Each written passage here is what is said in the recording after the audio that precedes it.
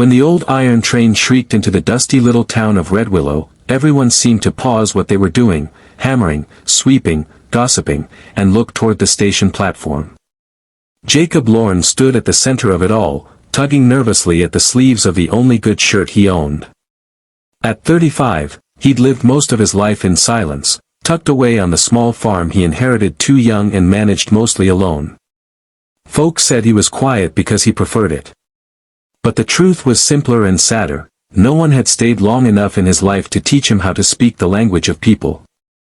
And so, after years of loneliness bleeding into habit, he'd done something he never imagined doing. He'd sent for a mail-order bride. Not for love, he told himself, but for the chance at companionship. Someone to talk to over morning coffee. Someone to remind him he wasn't made of dust and isolation. But as the steam curled around him and the train door creaked open, he realized how unprepared he was. Out stepped a woman, but not the one anyone had expected, not even Jacob, who'd rehearsed every detail of the description he'd been sent. Instead of a young wife-to-be in a simple traveling dress, a little girl of maybe 9 years old climbed down with both hands gripping a battered leather satchel twice her size. She wore a faded blue dress, carefully mended, and her hair was braided with a precision that spoke of love long lost. Behind her struggled an elderly conductor, steadying her shoulder gently as she stepped to the ground. The entire town fell under a hush, the kind that sweeps through people when they realize they're witnessing the start of something they don't yet understand. Jacob stepped forward, heart pounding, unsure if he should speak, unsure of what words even made sense. The girl looked up at him with eyes far older than her years, blue, clear, and carrying a weight no child should know. "Are you Mr. Jacob Lorne?" she asked, her voice shaking. Jacob nodded slowly. She swallowed, then reached into her satchel and pulled out a folded letter, edges soft from being handled too many times. "My mother wrote you.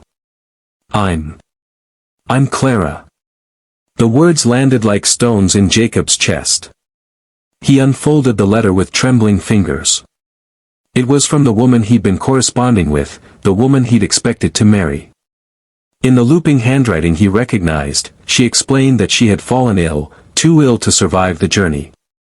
She wrote that she had used what strength she had left to make arrangements for her daughter's travel instead, hoping Jacob's kindness, something she'd often mentioned in her letters, would extend to the child she loved more than life. Her final line read simply, "Please give her the home I no longer can."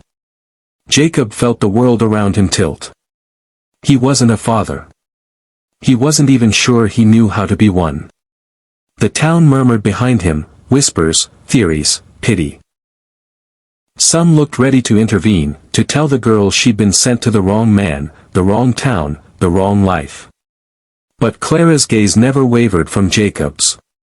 It held a mix of hope and terror, the look of someone who had been promised safety but wasn't sure if promises ever came true. And in that moment, something in Jacob, something long dormant and dusty, broke open. He knelt down so he was eye level with her. "Clara," he said softly, testing the shape of her name like a fragile thing. "You're safe here." She didn't smile. But her shoulders eased, just slightly, as though shedding a fraction of the burden she carried. He took her hand, small and cold from the journey, and the two of them walked off the platform through the silent crowd. It wasn't until they were nearly past the saloon that life in Red Willow seemed to resume, slowly, cautiously, like the town itself was adjusting to a new chapter it hadn't known it needed. The first weeks were hard. Jacob tried to be steady, tried to remember how to talk, how to listen. Clara tried not to cry at night when she thought he couldn't hear. They learned each other in small ways. Jacob discovered she hated milk but loved warm bread with honey. Clara learned he hummed when he felt nervous and always paused to let birds finish their songs. They spoke little but noticed much. And still, an invisible distance lingered, one stitched from grief, fear, and uncertainty about what they were supposed to be to each other. The turning point came one chilly evening when Clara stood outside the barn, watching Jacob struggle to repair a fence broken by a storm. Without a word, she picked up a hammer and began helping. Her thin arms shook with effort, but she didn't stop.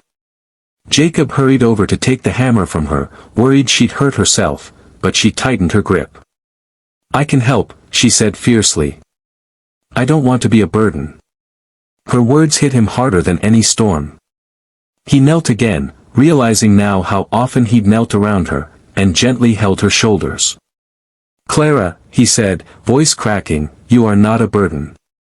You're family." The word felt foreign on his tongue, but right. True. Clara stared at him for a long moment, her lip trembling. Then she burst into tears, not the quiet kind she tried to hide, but deep, shaking sobs that seemed to release every fear she'd carried across the country. Jacob held her as the sun dipped behind the horizon, and for the first time in years, he felt the promise of something like hope. After that night, Red Willow noticed the change. Clara walked through town with a lighter step. Jacob smiled more, spoke more. People began stopping by the farm just to say hello, to bring fresh pies, to offer help they'd never thought Jacob needed before. In caring for Clara, Jacob had opened himself to the town, and the town responded with a warmth he had never believed possible. Months passed, and the farm began to thrive again. Not because of better harvests, but because the house no longer echoed with emptiness. There was laughter, conversation, shared meals, and evenings spent watching fireflies drift across the fields.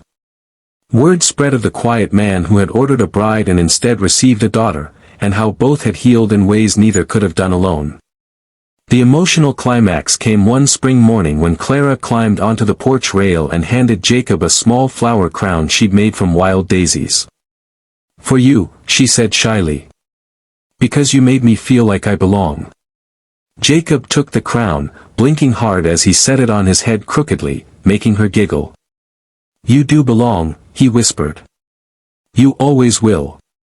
In that simple exchange, clumsy, tender, perfectly imperfect, they sealed something deeper than any arrangement, deeper than any fate either had expected. They found in each other what all humans seek, a place where kindness grows, where wounds heal, where love, in whatever form it takes, becomes a home. Years later, people in Red Willow would still tell the story. Not the one about the mail-order bride who never came, but the one about the child who stepped off a train alone and transformed an entire town, not through grand gestures, but through the quiet, unstoppable power of compassion freely given and courageously accepted. And the message lingered, long after the details blurred. Sometimes the family you're meant to have arrives in the most unexpected ways. And when you choose kindness, even when it's hard, even when it frightens you, you give the world a chance to grow warmer around you.